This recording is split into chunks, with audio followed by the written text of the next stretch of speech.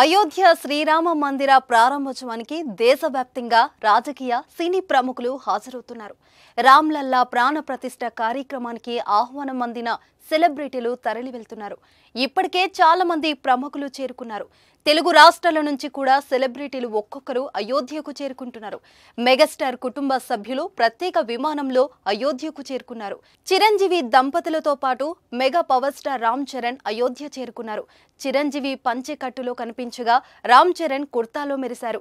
నేడు రామ్లల్లా విగ్రహ ప్రతిష్ఠ కార్యక్రమంలో మెగాస్టార్ దంపతులు పాల్గొననున్నారు. Gautam neuro care brain stroke, migraine, fits, brain and spine surgeries కి బెస్ట్ న్యూరో సర్జన్. టీడీపీ అధినేత చంద్రబాబు, జనసేన అధినేత పవన్ కళ్యాణ్ కూడా అయోధ్యకు వెళ్లారు.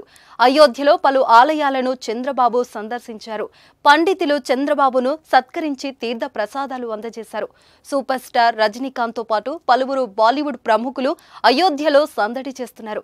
నేడు మధ్యాహ్నం 12:30 బాలరాముడి ప్రాణ ప్రతిష్ఠ కార్యక్రమం నిర్వహిస్తారు. ఈ కార్యక్రమానికి సంబంధించి దేశవ్యాప్తంగా మొత్తం 7,000 మంది ప్రముఖులకు ఆహ్వానాలు వెళ్లాయి.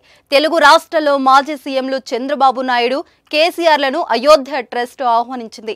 మెగాస్టార్ చిరంజీవి, జనసేన అధినేత పవన్ కళ్యాణ్, జూనియర్ ఎన్టీఆర్, రామ్ చరణ్ దంపతులు, ప్రభాస్, అల్లు అర్జున్, దర్శక ధీరుడు రాజమౌళికి ఆహ్వానం అందింది.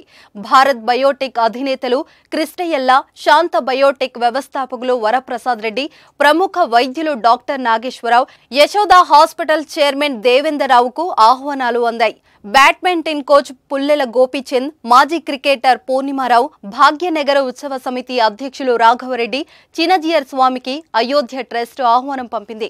తమిళ హీరోలలో రజనీకాంత్, ధనుష్ కి ఆహ్వానం అందించారు.